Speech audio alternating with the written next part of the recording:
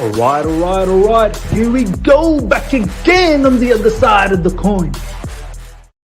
All right, we're back again on the other side of the coin. I got my boy Jam after a long time in this particular channel. I'm so glad to have him back. And live chat, like always, you guys are always supporting, which is fantastic. I've hit 6,000 subscribers earlier today in one of the streams. So thank you so much to each and every one of you guys for the support. It's already reaching very close to 6,100. So the support has been unbelievable. All I can say is while you guys are coming in and joining this particular stream, smash the like button, helps the channel out a lot, exposes to far more fans out there. And if you're here for the first time, subscribe. So, you guys are going to have an amazing show right here. Jam, my man, how you doing? Oh, Miz, it's great to be back, man. It's great to be back. I'm in a good place. I'm finally over the antics of this weekend. I'm looking forward to what we've got to discuss, mate. It's going to be great discussing it with you. How you doing, mate? Yeah, doing all right. As I was saying off air to you, we are in a bit of a lockdown here in Sydney. And it's not looking that great. I don't know exactly how long the lockdown's going to be, but it's definitely going to be, I reckon, for at least another month. So, yeah, it's quite depressing. Haven't seen my family, like, face-to-face for over a week, month and a half. I'm talking about my mum and dad and my brother and so on and so forth, my cousins. But it is what it is, man. It is what it is. Hopefully we get over it. But yeah, live chat. Thank you so much, as I said, for joining. Declan in Ireland, much appreciated for all the support. Congrats on 6,000 subscribers. Quick shout out to all the people that have joined so far. As I said, Declan in Ireland's here. CFC Ripper is here. Tiz, Claudio, my man, Claudio, thank you so much for joining. Liam, CFC Stephen. This is interesting because I generally stream early morning, around 11 a.m., 11:30 a.m. UK time. So you see a set of fans at that time, and now I'm seeing a different kind of group at this time. So maybe down the track, 2 streams a day. Probably not now, but perhaps one day, maybe 2 streams a day to cover everyone, which will be interesting because I don't get to talk to these guys on a regular basis. But yeah, let's get straight into these topics, right? Yeah. Thomas Tuchel named manager of the Germany Manager of the Year. I just want to bring something up so we can have a quick look at this. This is straight from the Chelsea website or Chelsea app. Thomas Tuchel named Germany Manager of the Year. Just want to quickly read this out. Thomas Tuchel's exploits in his first few months in charge of Chelsea have earned him the prestigious Germany Manager of the Year award from football magazine Kicker. Voted by a poll of German football journalists. The award has been given to our boss on the back of him leading the Blues to Champions League glory in Porto, as well as securing us a top 4 finish and a place in the FA Cup final. He goes on to say, I accept the award very gratefully as a great honor for the entire team because I see myself as a team player, said Thomas Tuchel. I don't believe in individual awards too much. I truly believe it is a team effort, not only the player on the pitch everybody loves, but the team behind the team. I don't do this alone. I do it with my staff, not only my German and Hungarian staff, but all the people at Cobham. It's incredible to be part of because there we have an incredible amount of quality of support. It goes on to say many other things as well. Jam, this is, I feel like, a fantastic award for him. And undoubtedly, in my opinion, when you look at some of the German managers out there, and there's actually quite a lot of good ones out there, but he 100% stands out in terms of his knowledge, his, the way he carries himself in the press conference, the way he communicates with the fans, keeping us in the know, educating us as well. It's fantastic. I mean, what do you think about this particular award, which is a very prestigious award?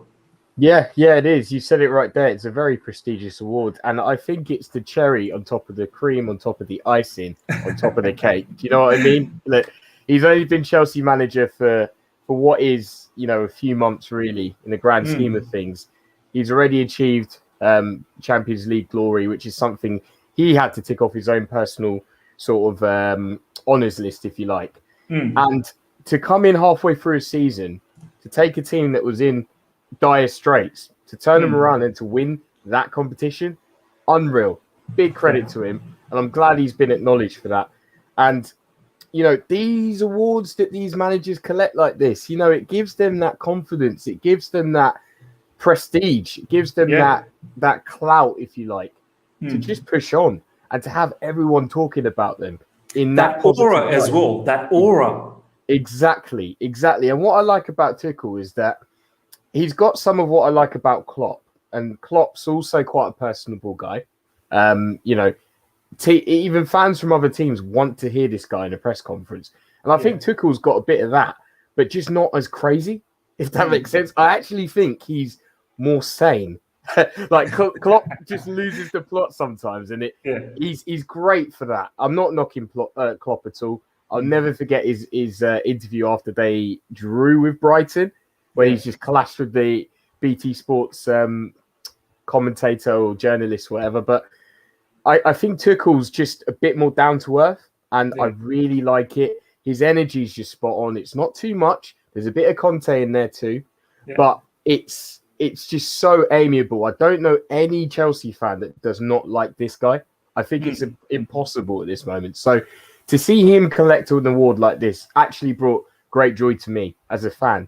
And now, at the moment, as things are at least, and I know things can change very quickly with Chelsea Football Club, but I am a fan of Chelsea Football Club, and I'm certainly a fan of Thomas Tuchel. And I genuinely did not think I'd be saying that when these rumours started flying around in January. I genuinely didn't think I'd be on that vibe. But this guy's won me around, and if anything, he's got more of my respect for that.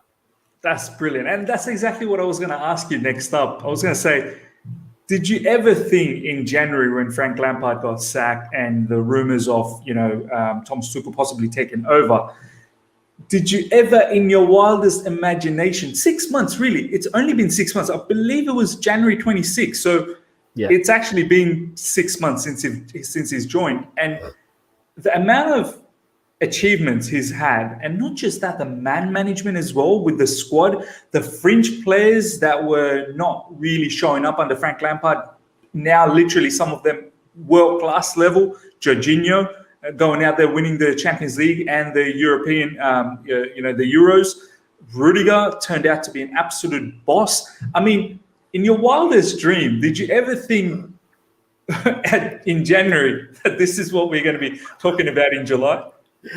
Absolutely not. Honestly, absolutely not. And I think, do you know what it is? So I really obviously love Lampard. I love what he did the season before, getting us into the Champions League. Massive achievement considering the transfer ban, the players that we had, losing Eden Hazard. So I think he did really well. And I still really wanted Lampard to succeed. So whilst trying to be objective, I realised it was time for him to kind of move on. I still didn't really want to let go of that. So I think that's part of that stubbornness kind of got pushed against Tuchel unfairly. I must admit that. Yeah. But that optimism got sort of drained out of me the way that December and January had gone for Chelsea. Yeah. So some of those results, Arsenal pounding us, that's the one that really hurt. You remember Everton. Man, I remember. Honestly. Wolves last minute Neto, that one hurt. Do you know what I mean? Man City turning up and not getting out of Man second City gear. Pasted us, absolutely pasted us. That was almost as bad as Bayern Munich in the Champions League in the home game. Almost as bad as that. Like they absolutely slapped us. But that optimism had been driven out of me. Do you know what I mean? I never imagined we would get anywhere close to winning the Champions League. If anything, I was actually settling for just getting a top 4 spot. I thought if Tuchel could get us a top 4 spot, I'm buzzing. That was my mindset then. We can think about doing some madness next season. Like just get us to top 4. Exactly. My eyes were fully fixed on this next season. I was even looking forward to the Euros more than I was looking forward to the rest of the season with Chelsea.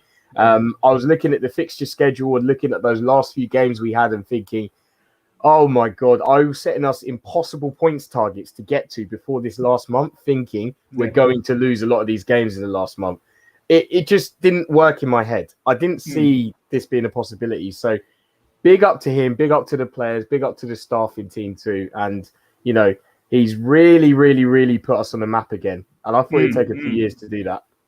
Yeah, and my word, the way he has put us back into the map again, like, you know, we are serious football club in Europe at the moment, which is crazy. 6 months ago, get us to the top 4, please. It's unbelievable the way football works. Ladies and gentlemen, we're going to now talk about Thomas Tuchel this season, how it's all looking. And I feel like he's got a chip on his shoulder. He's buzzing. But before we do that, guys, we've got literally over 50 people live after 10 minutes. Let's get the likes up to over 50 straight away. As I said, helps the channel out a lot, helps the video out a lot, and it exposes to far more fans so they can join in as well. So just smash the like buttons, get those likes up to 50 straight away, guys. You guys always enjoy being here, so let's do that. Jam, Thomas Tuchel this season, we've already seen some clips of him in the preseason. Some of the training looks like it's entertaining. He's really getting along with a lot of the players, even the ones that he hasn't even been in, you know, seeing them for the first time. Like, he's literally going around and holding him around the shoulder and whatnot. There's a training video you would have seen where the headers, and he said, you know, the losing team will have to sing the Backstreet Boys. I feel like now that he's won the Champions League and he's ticked that box off, which would have hurt the season before with PSG, obviously, it will just propel him to believe that the dynasty that he was talking about last season. I think this guy is just going to be so focused to winning many things this season. I don't think he's, you know, happy just by winning the one Champions League. He wants to win multiple times, the Premier League as well. So, I mean, what's your vibe that you're getting, seeing these pictures in training and whatnot? What's your thoughts about Thomas Tuchel in the upcoming season? It's brilliant. It's absolutely fantastic. He's exactly what you want to see. And I think this is authentic across the whole time that they're training. Like, this isn't just a PR stunt from Chelsea. This is exactly what the mood of the camp is right the way through. I played football, not at that level, obviously, but I know that when you're enjoying yourself and you're smiling and you're playing, that's when you're at your best. That is when you're enjoying everything you have to do. Even running back across the whole pitch to chase someone down, you'll do that with a smile on your face. That's the worst job you can do, and you'll be smiling doing it. So, honestly, if Tuchel's getting that song out of these guys, he's really getting that tune out of them, then it's brilliant going into next season. Not only is his confidence going to grow from getting awarded the German Best German Manager of the Year award, but these players are going to start to respect him even more. They're going to want to listen to him even more. They've already got the Champions League with him. It's just a positive multiplier effect at the moment. A lot of these players haven't even had... Oh, well, what am I talking about? They haven't had a preseason. This is the first preseason. So it's just good to see this chemistry. And you got, like you said, there's even players there that were out on loan that have come back, and they're smiling. It looks like they've got a belief in their eyes, and not necessarily getting back into the team, but they just like being around him. You know, if you can get, as I said, it's that aura. It's that aura. Like they're just stuck to it. Yeah, exactly. And you're right, Miz. This guy is a winner. You can see the hunger in everything that he's doing. He thinks about everything like really deeply. I love how he is a deep thinker like that, and he has an incredible way of handling. He's got a very incredible way of articulating himself when it comes to actually talking to maybe even the players or talking to the press. You know, talking to the fans through that way. He's just so good at what he does. He really is. And the more he wins, the better he gets, and the more prestige he's going to get. And I just see it, like I said, it's a positive multiplier effect. He wants more next season. He wants that Premier League. And in order to get that, we might need a couple more signings. But look, I think he fully deserves our backing, to be honest. And you know what? Once again, great segue, because the next thing I wanted to talk a little bit about the signing. Marvo here, brilliant comment, my man. Tuchel is the man. We need to build a dynasty just by Haaland. Now, here's the thing. Jam, I'm not sure if you've seen it in social media, especially in football Twitter. Recently, Thomas Tuchel has been quoted to say he's had a conversation with Peter Cech and Marina as well. But I love the way how humble he was in the quote. He was saying, we've had a conversation. I've told the guys, take it easy, no rush. Do what is right for the club. No pressure. You don't need to jump into anything. You see our fan base, and as you said, we probably need a couple of additions for next season in order to ensure that we're in for the title challenge or whatnot. But it's so refreshing for the gaffer to come out and say, just chill. No stress. No need to rush into anything. Let's do the business properly. If it doesn't happen, so be it. There is still a great squad. These guys have won the European Champions League, right? So, I'm not saying that we're not going to get anyone. I'm pretty sure we will get someone. But I just love how he has this sort of charisma, this vibe that stay calm, man. I mean, what do you think about from that perspective as well? And also just comment on, do you think he does deserve to be back this season in order for him to challenge for so many different silverware that's coming up? Yeah, I think so. He definitely does. I think as soon as you win a trophy, and even if it was the League Cup, it wouldn't count as much. But as soon as you win a trophy, let alone a Champions League, then you know that you've got the makings of a good team. Whether that's the coach or whether that's the players, you know that there is something there. We've won the Champions League with quite a young team. Kai Havertz, Mason Mount, Reece James. These guys, they're young. They're young. Yeah. So, yes, we need to add to it. He deserves to be backed. He deserves to get that elite striker that's going to be able to convert most of our big chances that we missed last season. He does deserve that. He deserves it because actually, you give him that, then we win more. We're more likely to win more, which is what the club wants. We want to be the biggest club in the world. That's what every club wants. I know, but we do want to be there. And to get there, you need to win things. You need to rack up the trophies, which we've done so well over the last 20 years and beyond that. But he deserves to get backed. If he wants an elite striker, you give him that elite striker, or you at least try and get that elite striker. Do you know what I mean? Yeah, 100. We just need it. We need it. He needs it. And if you feed Tuchel, you'll get trophies. That's what I think. Yeah, 100%, man. Before we move on to some of the players and talking about the Cobham, some of the big boys coming back, I just want to quickly ask you, because I haven't had you in the channel. I mean, Haaland, the big news that's been going around this morning. What's your intuition? What do you think is going to happen? Obviously, we've been linked with Haaland, Lukaku, at certain point, Harry Kane as well. Do you think at least one of these big dogs are going to be in the club? I mean, what's your thoughts? Or do you think perhaps Timo Verna, Kai Havertz up front?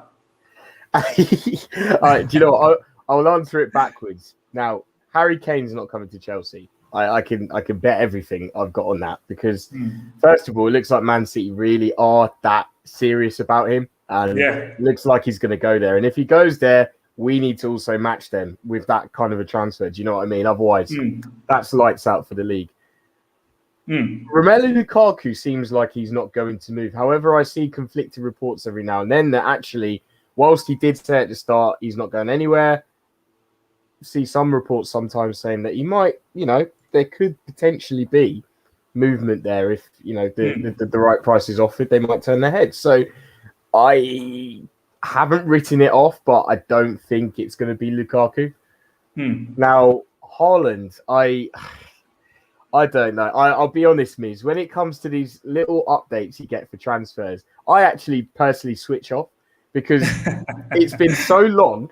Honestly, it's been so long that it got to a point where I was getting too emotionally attached. And I love Chelsea Football Club. Of course, I want Haaland, but I just realised that nothing was changing. So I just switched off from these small updates. And the one today made me sit up because I saw, obviously, a few people shared it this morning and putting the pieces together. And I was just on Lawrence's channel a couple of hours ago. And he said that everything kind of has fallen into place for this to kind of make sense. And I get it. Dortmund seemed like they've signed Daniel Marlin as well.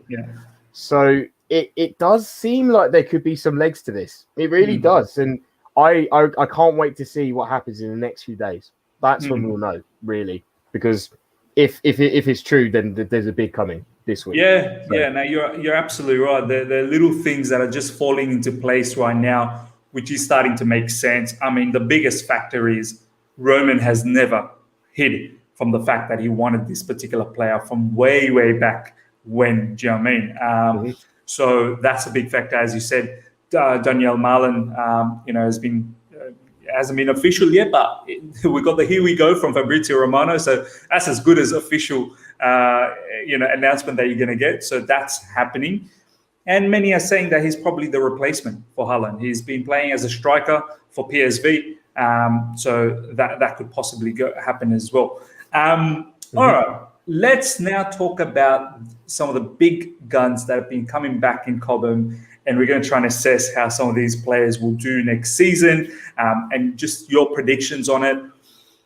This week, we've seen pictures of Kai Havertz, Timo Verna, Rudiger, even Mateo Kovacic and N'Golo Kante. They're back. I mean, first of all, I want to start the conversation. Obviously, a lot of the academy players and the loaned players from last season, they're back. I mean, how do you think they're going to... Because obviously the first few weeks, there wasn't that many. There was still quite a few superstars, but now we've got a lot of, like, a plethora of superstars coming back. How would it be daunting for some of these players and looking up to them? Oh, my God, here comes the European champions. Obviously, they're probably having belief that maybe, just maybe, I could squeeze into this team for next season. Even the likes of Ruben Loftus-Cheek, as much as we've been saying that, Thomas Tuchel does like him, fancies him, maybe he could have an opportunity. But what do you think some of these periphery players thinking in their head when they're looking at these superstars coming in? Yeah, it's intimidating, isn't it? It's one of those where I'm not going to say it, but you literally FFS. Do you know what I mean? Like, you'd just be like FFS. Yeah, that's annoying. I mean, what I will say about these guys is that they are professional footballers, so they know the value of having a good pre-season, and they will be professional and they will give it their all to be in the best possible condition for the season, whether that's at Chelsea or not. But unfortunately, that is going to knock them a little bit. When these guys come back, and inevitably they're going to be talking about the Euros, the Champions League run. There are going to be conversations that a few of these guys, even the loaned players, didn't get involved at the Euros. Like, it's a bit peak.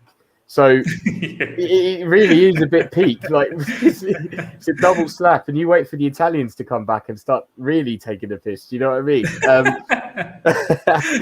But look, I think a lot of these players are going to be looking at their futures and thinking, right, I need to know what's happening in my career here. We've already seen a lot of the youth players leave because they're probably thinking, I don't have a path to the first team here yet. I could have a path at one of these other Premier League teams. So they've taken the plunge. I think that can start to get your head turning. Even though they're youth players, I think these loan guys are due to have conversations, and then they're due to know where they stand. And we're going to see a lot of them go in the next couple of weeks. But I'm glad you mentioned Loftus-Cheek, because I think he is one of those players that is right on the fence at the moment. And it might even depend on how good his pre-season is, Yeah. Yeah, man. And look, a couple of things you've touched on, the academy players that are leaving. I want to get your perspective on that. But before that, let's talk a little bit about this Ruben Loftus-Cheek, because it is interesting. I mean, from a personal standpoint, obviously, like, your own opinion, do you think there is a spot for Ruben in this particular squad? I mean, it's just immense up front with Kai, Mount, Callum Hudson-Odoi, Ziyech, Verna, Pulisic, even in midfield, stacked with Mateo Kovacic, Kante, Jorginho. We're possibly looking at maybe a Declan Rice. I don't know. Tchouaméni as well. I mean, yeah, we're going to play a lot of games and there's going to be rotation. But what's the probability from your perspective, Jam, the Ruben Loftus-Cheek being part of this team? And what position as well? Well, I'm going to say this. I reckon Tuchel is probably going to experiment with the formation a little bit. So I think he's not just going to stick to a 3-4-3 next season. I think there will be times where he will change it. And I know the 3-4-3 is fluid enough to almost become a 4-3-3 within the game. But, I mean, starting, he might actually go with just the 4 at the back sometimes, which might open up a space for someone like a Loftus-Cheek. But it's tough because I think if Loftus-Cheek impresses in pre-season, Tuchel will really, look at him, especially with his comments before where he clearly fancies him. You'll think, do you know what? Actually, you could stay. And if Loftus-Cheek is okay with playing off the bench predominantly, then yeah, why not? I mean, you can never have too many players to an extent, can you? And we're going to be playing a lot of games next season. There will be injuries, and we need the quality to push for a title charge. So I'm not saying that Loftus-Cheek is that player that will suddenly make us get a Premier League title, but you do need a squad. And, yes, we could get this DM in, but we still probably might need another midfielder, to be honest. I mean, we probably want to go in with 5 if we're definitely not sticking to the 3-4-3. So I think he's got a case, but I think it's all down to how he plays in pre-season. I'm hopeful that it's him over Barkley, if I'm honest. And I know Barkley's had some good games for Chelsea, and I don't mean to take the piss with him, but I prefer Loftus-Cheek. His style of play and what he could bring, even though it's been a while since we've seen it, to what Barkley would bring. I don't see Barkley working out in his team. And I don't really see much more competition beyond that, other than the next season when Gilmore comes back, and then maybe we've got another conversation to have. But Loftus-Cheek, if he wants it and he has a good preseason, why not? Yeah, no, you're right. I think Ross Barkley is probably the one that's gonna see himself out again from this particular situation. Ruben Loftus-Cheek, it's a good point that you make. If we do have more midfielders in the game, then he does have an opportunity. Even at times, he could possibly play as an inside forward up front. But midfield is definitely the place. But as you said, we could see a change in formation here and there every now and then, and his value in the squad could be quite interesting. Before we talk about a few of the other players, just quickly, your thoughts on some of these academy boys leaving. I mean, it's been quite a bit strange in the timeline. It's been quite split at times. A few people saying weak mentality. A few people are saying, well, let's be real. They're not going to get the opportunity. That's why they're going out there and doing what's best for them. Some are saying would have liked them to stick around, go for a loan, maybe force themselves into the team, but they can understand. So there's all sides of the coin for this particular conversation. Where do you sit on this particular issue? To be honest, it's disappointing with some of the players, but I actually back them as professional footballers. Now, what I mean by that is there have been a lot of reactionary FC going on off the timeline. And without really thinking why have these players left, they've just kind of gone off on one. So I had a little think about it, and we're probably going to see more players go. And I'm not claiming to be an expert on this, but there is this new loan rule coming in at the start of the season after next, which means that I think there might be a couple of exceptions to this, but generally you can only loan in or loan out 8 players in one season, which means that's effectively the end of loan FC. And I think some players, over the past few years have been able to build up a career by getting multiple loans and then showing what they can do on loan and then getting their move. That avenue is not really there. Okay, maybe there's one more season to do that, but these players, I back them because they've obviously looked at it and thought, okay, I can get Premier League football now at one of these other teams, and I can really build a career for myself rather than have to compete with what already is quite a young Chelsea team. Yeah. So their route to the first team is blocked, and I think it's really important for these guys to be playing football at their age. More times than not, it works out more times if you're playing more at that age than it does if you're being managed, I think, which is why I had a thing about Cho. He potentially could have gone alone last season. But and just on that, Jam, just quickly, a lot of people, they talk about the Foden situation. But I feel like always saying to them, that's an exception. Exceptions don't happen on a regular basis. It doesn't mean because it worked out for Foden that it's going to work out for everyone else.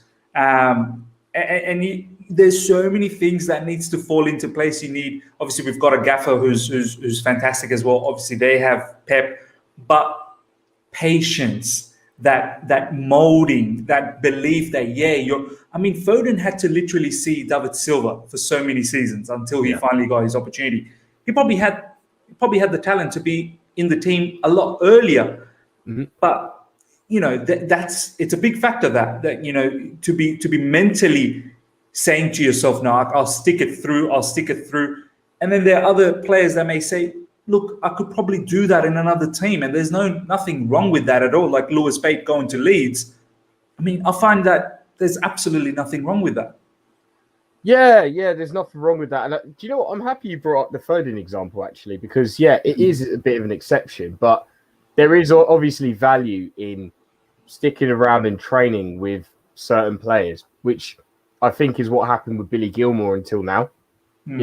Training with Kovacic, Kante, and Jorginho. He's got a bit of all three of them inside him in the way he plays. So I think there's a lot of value to stick and play with such players. So in Foden's case, I think that's obviously paid off. And then maybe there was a promise as well that Silva was actually going to go when he went. So you may as well stay around Foden. So that might be slightly different, but still a great example. But I think well done. Lewis Bate, he's a great talented player, but he hasn't actually had a Premier League start or any minutes yet. And he's backing himself to go to Leeds to do that. Yes, he's going to have to battle to get into their team too, but fair play to him.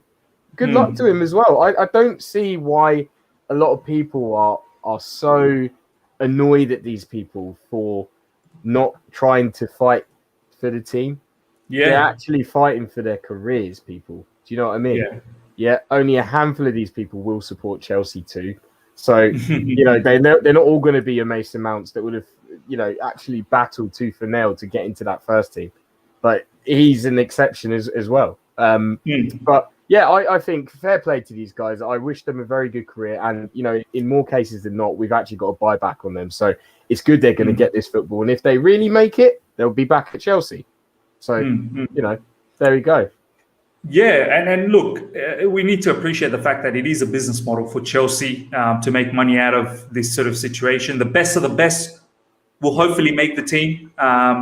We've already seen with Mason Mount, Reece James. I know a lot of people will say, well, that was Frank Lampard and his doing. But we've seen previously as well. Andres Christensen is a particular player that's made it as well, and that was well before Frank Lampard's time. We've seen Ruben Loftus-Cheek under Sarri make it as well. And that was before Frank Lampard's time as well. Callum Hudson-Odoi got his opportunity under Sarri.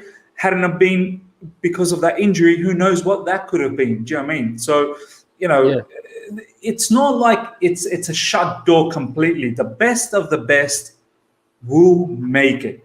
Unfortunately, not everyone will. And out of that, some may go out and become a superstar. But it is what it is. We can't have an entire team full of academy players because we don't want Thomas Tuchel to be sacked. Do you know what I mean? That's the reality. He's here to win trophies. Ibsy, thank you so much for this comment. Hudson-Odoi could be the exception to the fact Bayern were willing to spend 40 million before his first Premier League start shows that he's an exception. Yeah, perhaps. And this is the season. And this is exactly what we want to talk about right now in this second half of this show. But before we do that, guys, let's smash the like button, get those likes up as well. If you haven't smashed it yet, if you're enjoying this conversation, and check out Jam and his socials in the description. His Twitter handle is there, so go out there and follow him on Twitter. He's a lovely person to follow. And I've also got the YouTube channel, the Chelsea Social. The link is there. Go out there and subscribe as well to them. They produce some really good content. Jam, let's talk about some players. Let's talk about Callum Hudson-Odoi first to start with from Ibsy's comment. He's starting to look like how it was prior to the injury, finally. There's been a lot of reports from many journalists out there saying physically he's starting to look in that same shape.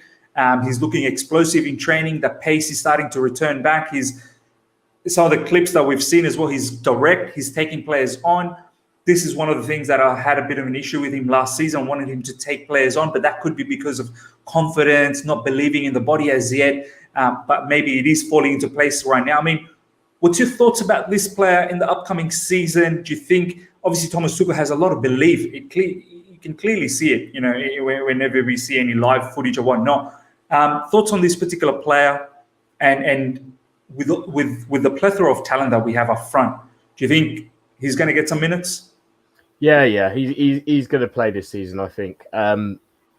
What you kind of hinted at it from what you said there. If you actually look at his body, like, I'm glad he's had the time off since the end of last season to now. Literally, just focusing on himself and having that good rest mentally and physically, and he's pumped iron. He's pumped iron, and it's amazing what happens at this age. The glow up. Literally around the 20s, you see players like body transformations. It's just unreal. There's a picture flying around about Mason Mount as well. Like he's literally, since he had his debut for Chelsea to now, about 2 years, you can see he's put on some muscle.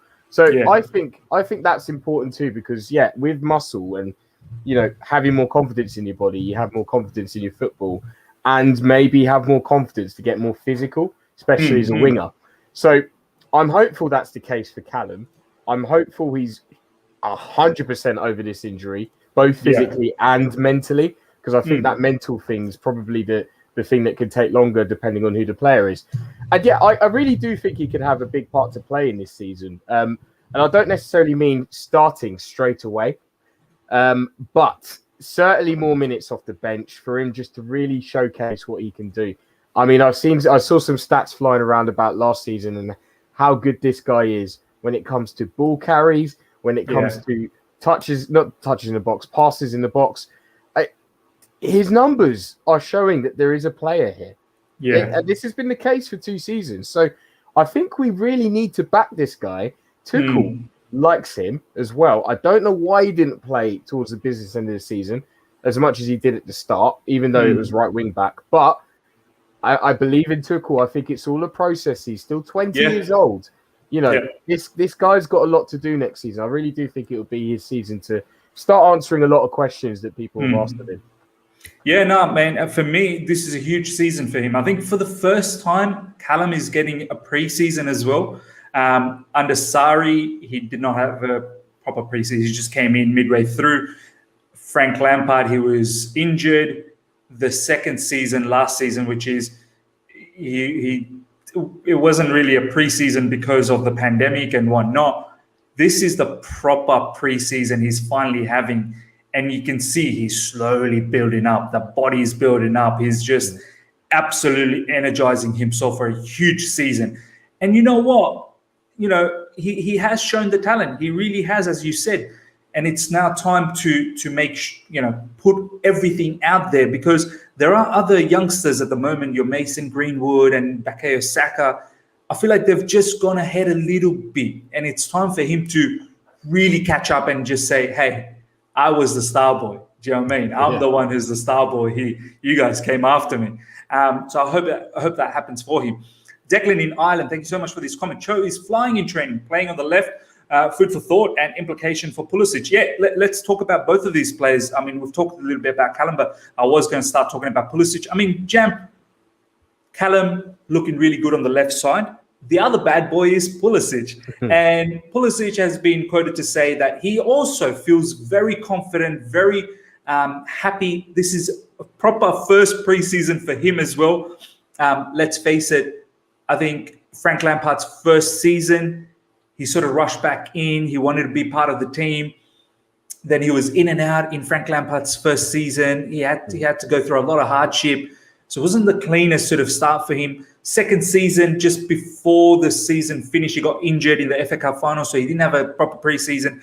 And he was going through a whole heap of injuries, in and out. And then under Thomas Tuchel, similarly, picking up small little nudges here and there. There was a bit of stretch of games at the end of the season. But this season looks like, once again, another player having a proper preseason, and he's feeling confident.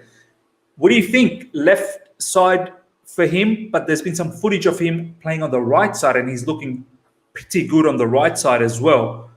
Do you think there's competition for him on the left, or he could be penciled down for the right this season? Yeah, good question. First of all, I'll say pre-season is so big for a player for the rest of the season.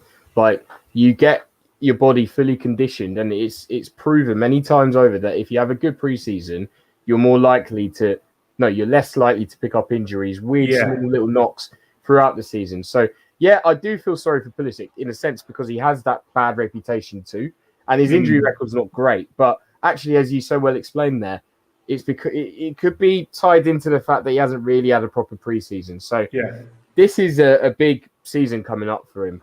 And I back Pulisic. I backed him in Project Restart, saying he'll be our player to come in, and did a video on that, and that kind of blew up a little bit. But, then he proved what he could do because he had a bit of time off to condition himself in that little break, and then he hammered it Project Restart. I think he could do the same thing. I'm quite critical of him because I really like him and I want him to be even better than he can be because he shows the potential. And the one thing that annoys me with him is his decision making at the moment still needs work. So bang on. He's an incredible dribbler, but he always runs into dead ends, and you just don't need to see. Can I just quickly interject as well, because it's such a good point. I get heat for it, bro. I get so much heat. People misunderstand me when I say that in football Twitter, and I think this is a great platform to talk it out so that people don't misunderstand what Jam is saying and what I'm saying, ladies and gentlemen.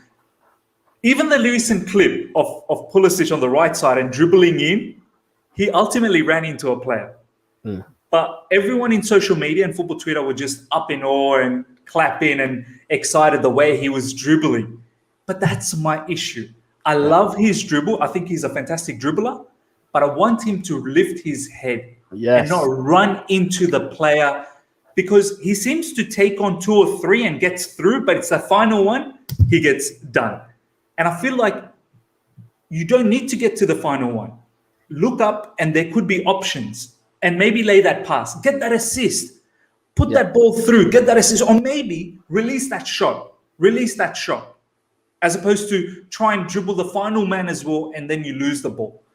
And that's been my problem as well, Jam, that a lot of people are falling into the trap that, wow, that guy can dribble. But what has that dribble materialized into? Has that dribble really given anything? Besides the fact that the opposition now has a counter-attack available for them because they've just nicked the ball off him. So it's a very, very good point. But yeah, carry on, my man. No, you said it. You said it brilliantly. There have been times where the times I notice it is when there was a clear pass on him because he had his head down. He did the dribble and then lost it. That's when I noticed it more, and it can be frustrating. But look, there are. I hate to say it as well. It sounds like we're bashing him, but we're not. There are some players that are just immune to criticism for some reason, especially on the timeline. I don't know what it is, but he's one of them. As soon as you mention his name, that is your lot. You're done. So look, I'm saying this from a good place. If he could pick, like Miz said as well, if he could pick his head up nice and early and actually decide the good times to dribble, and I know that's a skill in itself, actually being able to make something out of nothing, that's something that shouldn't be used all the time. That should be used in case of an emergency. Do you know what I mean? Bang on. You shouldn't be using that always. Look for the moment. Exactly. And if he can learn that, and I know he's still a young player, if he can learn that, he could be a world beater, because things always happen when he has the ball, especially when he gets it in the box. He makes things happen. So playing from the left, I think he could do wonders as well. But I think he could also do that from the right. I really do. I genuinely do. So what I like to see, what I'm liking here is that there's a potential to have both Cho and Pulisic on the pitch at the same time, just swapping, interchanging. And I think they're capable. Yeah, no, absolutely agree, man.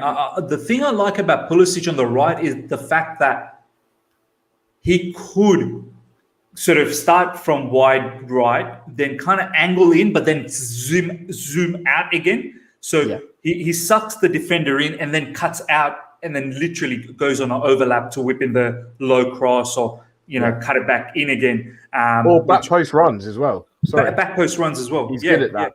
Yeah. So either or. On the left side, obviously, we've seen him cut in on his favorite right foot. but on the right side, he can do madness as well. And similarly with Callum too. I think Callum is very underrated on the right. I think he can definitely do his job on the right as well. So it's fantastic to see. We've just got a lot of great potential. And I just hope Pulisic is another one, Jam. I feel this is his third season. So this is a big season coming up. I mean, at the end of this season, once again, for both Cho and Pulisic, if they have an average season, I think questions will be rightly asked whether these guys are actually made for Chelsea Football Club for the long haul. So we'll see. It's big seasons coming up. All right, Jam, let's talk about a couple of Germans that have returned back. Timo Werner and Kai Havertz. I mean, there's a lot of talk about strikers. We're going to get strikers and this and that. Some are trying to put this particular link that, how's Timo going to feel? Do you know what I mean? Like, he was brought to banging the goals. And now, because of his misdemeanors of last season, albeit fairly good seasons, still good goal contributions or whatnot, but we can't hide the fact that the amount of goals that he's missed, it's ridiculous. And this is the predicament that we're in because of that. That's why we're in the market for 150 million to get someone like Haaland, because Timo didn't bang those goals in. Had he converted maybe even 50% of that, maybe we wouldn't even be looking at a striker. Maybe we'd be looking at a DM or maybe a right wing. I don't know. Kai Havertz, obviously, Champions League winner. Some are touting that perhaps he could play as a forward.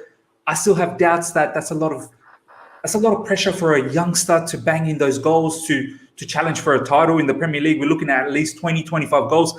I mean, what do you think, man, with these couple of players? I feel like they will have a far better season than last season, though. I think that conditioning, people forget that human element, leaving a home country, coming in, different people, different food, different environment, all of these matters. And obviously with Kai Havertz having that disease and whatnot and affecting the body, it does matter. But what's your thoughts on these two Donnies, the German Donnies? Yeah. Timo Werner, Dash from The Incredibles, and Kai Havertz. Yeah.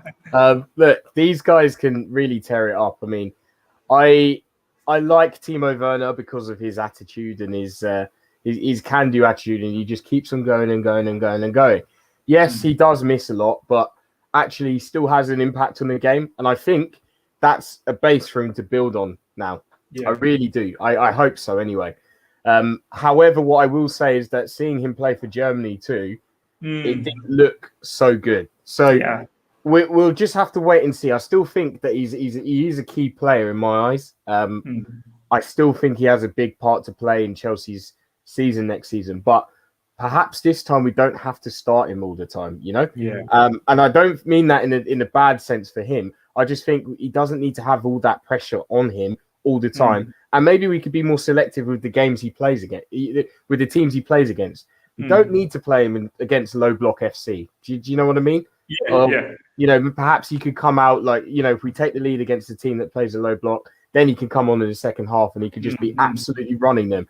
So we could be a bit cleverer with how we play him, and I think he has a big part to play next season. And I think I'm going to put my neck out there and say he'll get more goals next season.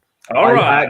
I believe it. I believe it. He has to. He just has to. Kai Havertz will have a much better season as well. It ended in the best possible way. Champions League final winning goal. A bit like what I was saying with Tuchel collecting these awards. Kai Havertz, he's got the Champions League final winning goal. Yeah. This is absolutely huge for his confidence. He's still a young player. And I still think he's yet to really sort of have that glow up in his body too. He's a big guy, but I still think, like, with him being young, he's still got a bit of muscle to gain. And I think that will come soon. Have you seen Kai's recent picture? It looks like he's a lot more. There's a lot more bulk in him. Yeah, it's coming. That's it. It's always around this age you find these players start to bulk out. And I think this season you'll start to see it more and more and more. But Kai, now that he's used to it, he's moved to this country. Him and Timo moved to this country, and then there was the pandemic. Just adjusting to general life, seeing the fans there when they're playing. Timo Werner, I was at the Leicester game at the end of last season. When we started singing his name, He loved it. That's why he did the knee slide, even though he could have been offside. He was just like, yes, like he loved it. He thrived off it. And so will Kai. They will absolutely love it. And do you reckon that might have played a bit of a thing, that not having the people around and not having that support, you just don't get that extra motivation? I'm not saying that they're professional footballers, but at the same time, there is a mind, there is a brain. Yeah. And do you think this season, when it is a full Stamford Bridge, they will get that extra sort of lift? Absolutely, because you've got to remember this, right? At the end of the day, this is a job for them.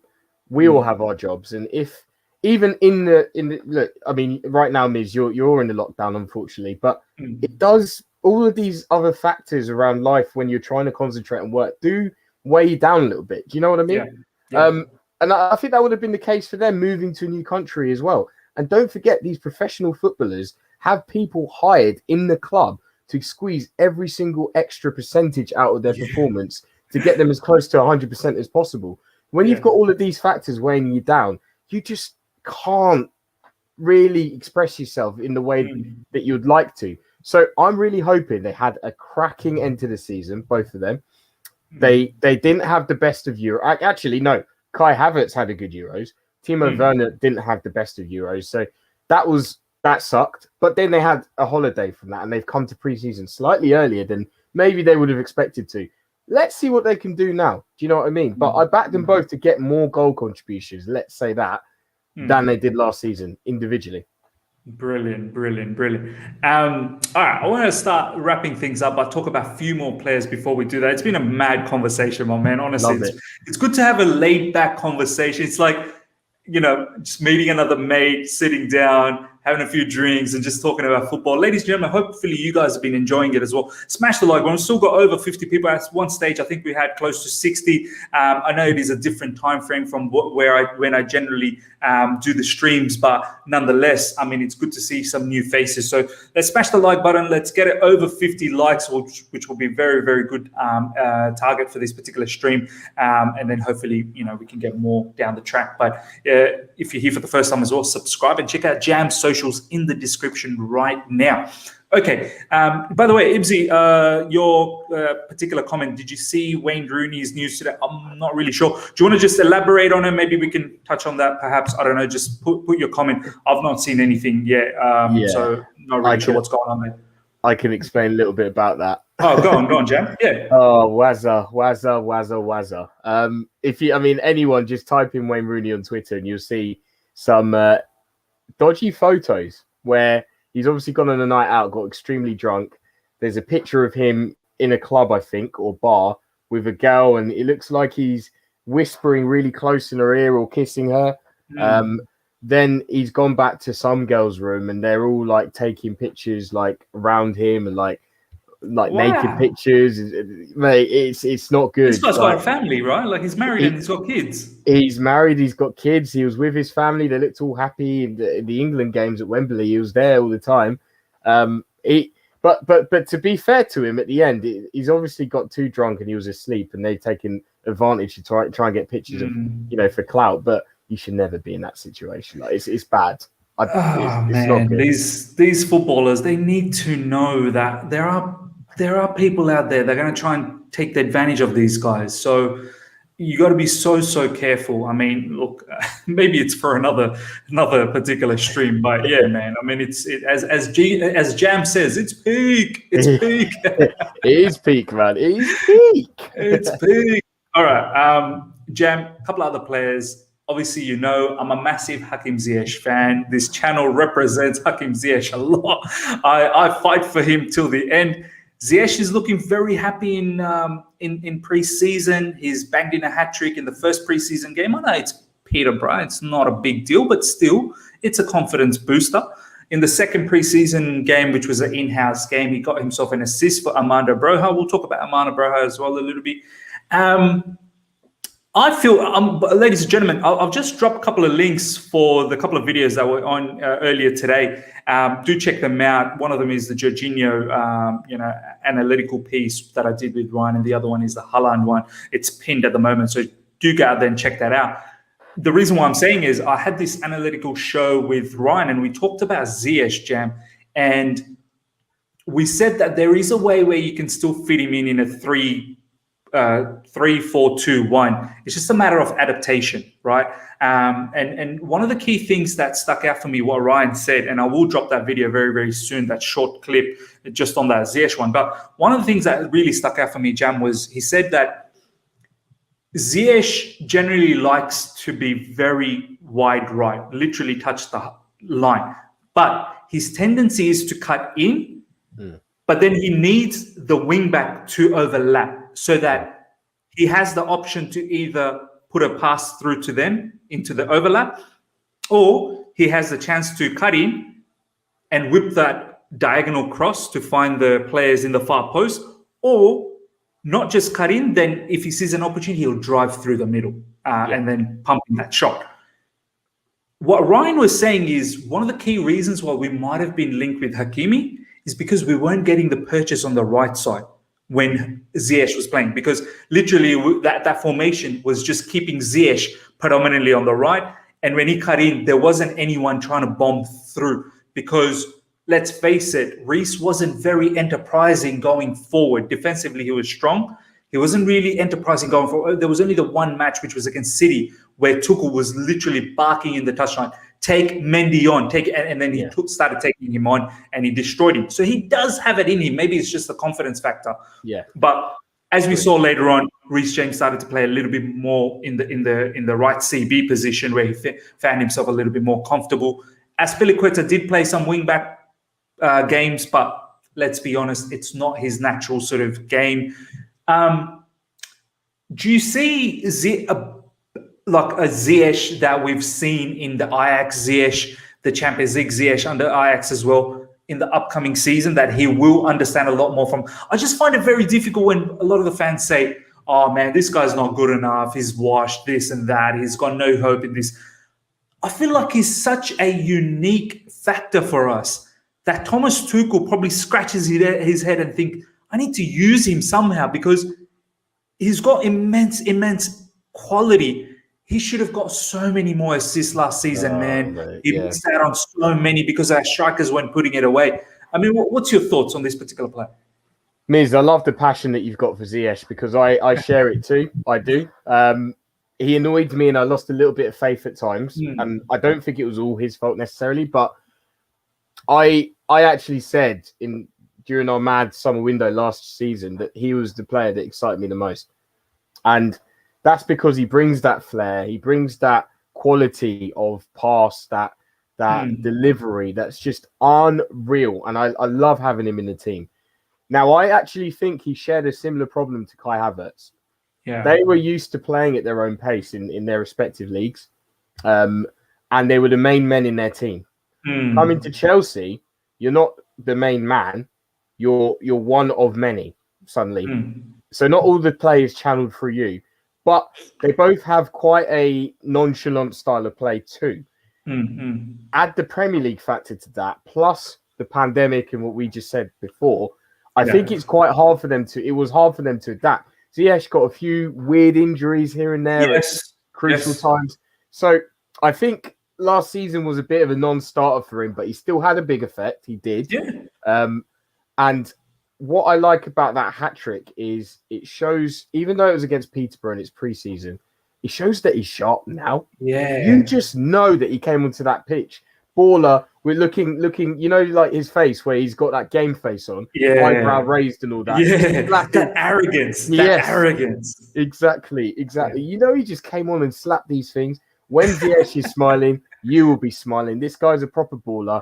And again, I think he could probably actually benefit from fans being back when he does his little slide touches and the crowd stand up and go, oh, you know the crowd's going to go wild. Exactly. He is an entertainer. So I can't wait to see him. I think, again, with that formation fluidity that I said earlier, that I don't think it's always going to be a 3-4-3.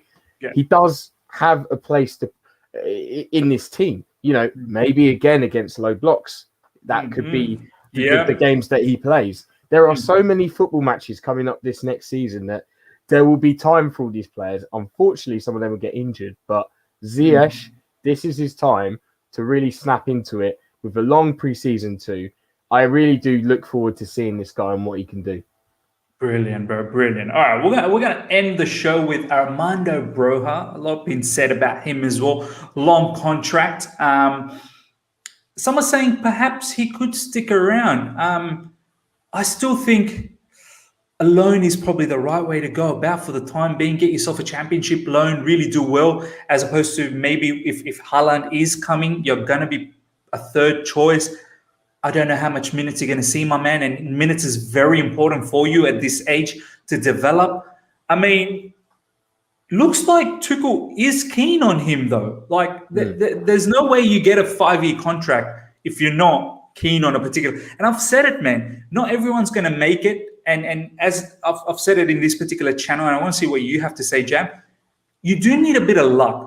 We can't deny the fact, as great as Mason Mount is, and maybe he would have made it without Frank Lampard as well. But Frank still played a huge factor in his career. He did. Yes. We can't deny that. You sometimes need that person to just take you around. Like I've had it in my career, in my professional career, where I've had that 1 or 2 people that have helped me and taken me to different companies and allowed me to grow. I've seen some of my colleagues did not get that. Yeah. Were they better than me? Some probably were better than me, but they just didn't get that luck. It just happens. I'm pretty sure, Jam, you've had certain individuals in your life that sort of helped you around, and you sort of wonder, why me though? Why me? Why not my mate? It just works out that way. For players like Lewis Bate, it didn't happen. There wasn't someone there to put them around the wings and say, you're under me, you're going to have a Chelsea career. Mm-hmm. That's why they've had to go and find themselves. Mason had that. Reece James had that. But as I said, I'm not taking anything away from them. They had to still work hard to be where they are. Mm-hmm. I feel like Armando Broja could be Tuchel's guy. Like, Tuchel's probably just seen it and thought, I might want to keep this guy. I want to see where this goes. Do you kind of feel like that about Armando Broja? Yeah, it looks like that, doesn't it? Because you've got to say Tammy's out of favour. Tammy's not signing a new contract. And it looks like we're going to try and sell him for 40 million. It's probably best for him to. Mm-hmm. Now, if that happens, that's one less striker that we've got going into next season. And as it stands, we don't have another striker coming in to replace Tammy. Yeah. So if it were to stay like that, Broja will stay. He will. However, I think they're going to wait and see what happens. They've tied him down to a new contract nice and early, which I think's good. It looks like we're probably going to try and go for Haaland. And if we do that, then Tammy goes. And if we get Haaland, you've got to look at it and think Broja's probably going to go on loan. Yeah. With a long-term view of coming back in, because Kai can play in that centre-forward position. Timo Verna can play in that centre-forward position. So I think the only way he probably stays this season, if I'm honest, even though Tuchel likes him, is if we don't get this elite striker in. Yeah, I actually think that's the only way he sticks around this season and gets any kind of minutes with us, to be honest. Yeah, no, that's what I think as well. I think as soon as Haaland or whoever is the striker, if we do get, I think that probably might send him off on a loan. Just quickly though, do you like the look of him, his skill set, his abilities? He's banged in, I think, a couple of goals in the preseason as well. One against Peterborough, one in the in-house game as well. Some are touting him to be, he could possibly be our version of Haaland down the track. I mean, that is a long way to go, but you never know. You know, he's a youngster. Anything is possible. But how much of him have you seen? Yeah, I've paid more and more attention to him over the last sort of season, and he's a good player. He's a good player. He's actually quite fast. I didn't realise that until I saw him in a few games where he's just roasted the defender. And I mean, an out-and-out sprint without the ball, this was. He's fast. He looks pretty slick. He looks very assured in possession. And he does currently look like a finisher. So, again, it's that transition of going from that level that he's been playing to actually playing elite first-team football with Chelsea. And when I say elite, I mean Premier League level, top team Premier League level. Can he do it? Some people sometimes freeze upstairs, but I like the look of him. I think actually there is something here to see with this guy. Hmm. So, you know, I can't wait to see him. I can't wait to see. Was he at the Euros? No, Albania? Were they not? no, no. What's Were, his national were, team? Albania? Were they not at the Euros? No, they weren't in the Euros. They weren't in Oh, right. Euros. Albania wasn't in Euros. Yeah. Interesting. I might. Yeah, it's one to look out for when Albania plays to see if Armando Broja performs. But Oh, ladies and gentlemen, actually, sorry, Miz. I know where it was. It was before there were a few games. I think Albania played England or something like that. That's where I saw oh it. yeah, like Yeah, yeah. friendlies Yeah, I before the think it's competition. yeah, Yeah. something like that. Did, But I did he remember play against England? I think he did. Wait, hang on. Let me have a look at Hmm. this. Live chat. You Foreign guys are embarrassment. always good at this. Let us know if Broja played against England. 28th of March this year. Harry Kane, Mason Mount. Yeah, Broja played. Yeah. Oh Yeah, wow! it was Wow. actually in March. It was a little while further than but I remember that game, and I remember Hmm. seeing him, and he looked lively. He did. I Hmm. remember that game. He looked very good. That's interesting. That's something to look out for in the future for international games to see exactly what Broja does. Ladies and gentlemen, that brings us to the end of the show. I've had an immense conversation with Jam. It was such a pleasure to have him back and having this laid back conversation. Jam, I hope you've had a good time as well. I really would love to have you Absolutely. back. Yeah, man. More in next season. Anything that's coming up for Chelsea socials or anything that you want to plug, let us know to the live chat.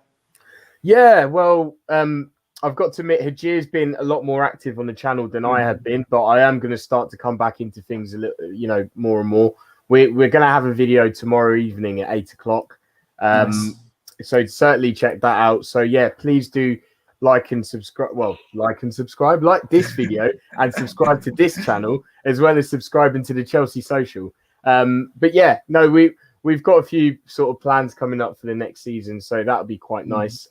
Miz, we need to get you onto the channel as well. Like, yes. I haven't had you on, my man. I don't think you've been on yet. I've been once. Oh, once. Yeah. So we need to get you back on, my friend. But yeah, we're doing a lot of planning at the moment. So we're not active daily as of yet, but we're looking to really get there. We've got perhaps somebody new starting with us soon as well. So yeah, exciting times ahead. Brilliant, man. Love to hear that, man. As Jam said, ladies and gentlemen, please check out this, the socials for Jam in the description right now. And also Chelsea Social, the YouTube channel link is there. So go out there and follow them, subscribe to them. And honestly, Jam, as you can see, we're having such a fantastic conversation. You're going to love it. Ladies and gentlemen, thank you so much, as always, for all the support. Couple of notes from me. Before you leave, please smash that like button. Let's get those likes up to 60. Very, very close now. So let's get those likes up. And also check out the pin message that I've got. A couple of other videos dropped earlier today. One for the Jorginho tactical analysis, a short on that, where Ryan and we spoke yesterday. So check out that. And also the Haaland video that went absolutely mental. It actually broke some records for my particular channel. I think the peak was 435 people live, which was fantastic. Yeah, that was brilliant. We hit 6,000 subscribers as well on that particular stream. So thank you heaps, ladies and gentlemen, for that. Do really appreciate a lot. I will be back tomorrow, perhaps around 11 a.m., 11:30 a.m. UK time, around that time frame. Talk about the transfer news, whatever is up. You may probably see Ishan back on the channel. And yeah, there's going to be a lot of madness this week. I think things may happen this week. So do look out for crazy, crazy stuff. And as I promised, sometime this week, I will have a fans calling show as well with you guys, where you guys can come in and, give your thoughts and your, voice and opinions on what is happening around all the different news. So would love to hear from you guys. I want to make you guys feel like you're part of this channel and it's not just mine, that we grow together. So yeah, ladies and gentlemen, until next time, have a very, very good day, evening, wherever you are, afternoon. Until next time, see ya.